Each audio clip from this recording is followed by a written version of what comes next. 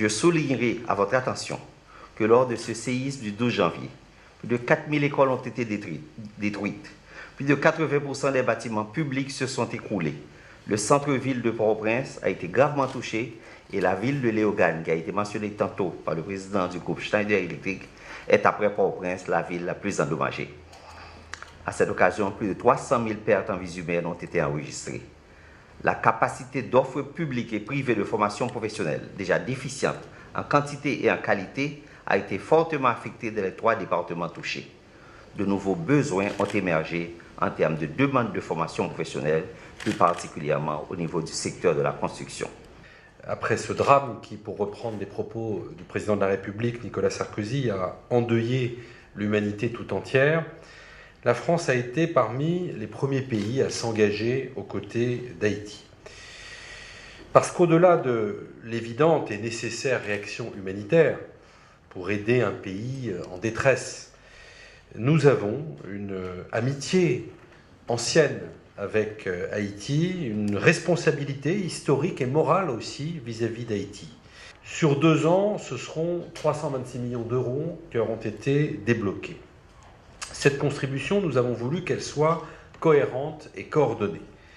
C'est ce qui a motivé la création de la mission interministérielle pour la reconstruction d'Haïti, à la disposition de laquelle nous avons mis un cadre supérieur de notre ministère. Car, Monsieur le ministre, l'Éducation nationale s'est fortement engagée dans cette reconstruction. Dès les premiers mois qui ont suivi le séisme, nous avons voulu répondre à la situation d'urgence éducative en envoyant des volontaires du service civique pour aider à la rescolarisation des enfants, sujet que nous avions eu l'occasion d'évoquer il y a quelques semaines.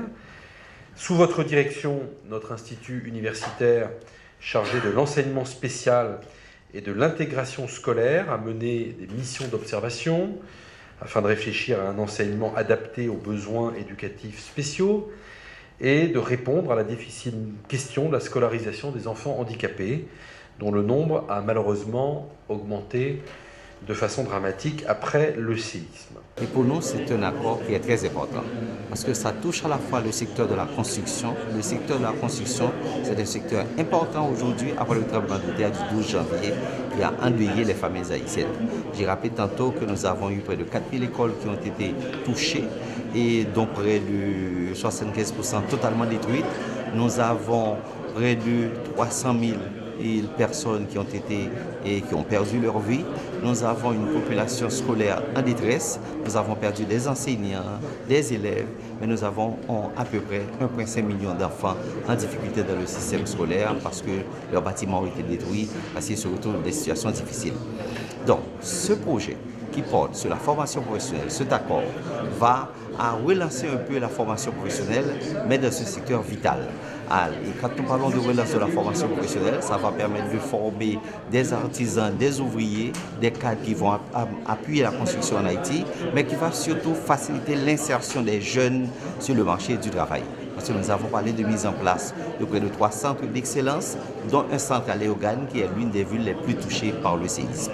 Nous avions eu l'occasion d'échanger avec mon homologue pour bien regarder quels étaient les besoins, la nature des besoins en Haïti à la suite de terrible tremblement de terre.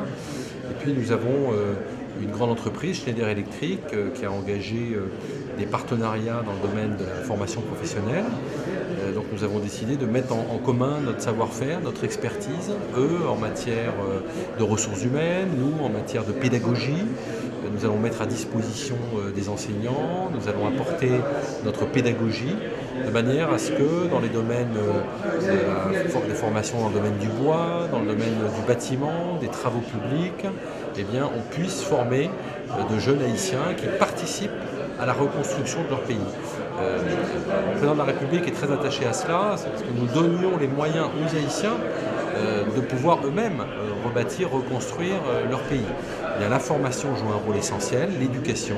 Donc c'est un très beau partenariat entre nos 2 ministères, le ministère haïtien et le ministère français, et une grande entreprise, Schneider Electric, avec également des organisations non gouvernementales.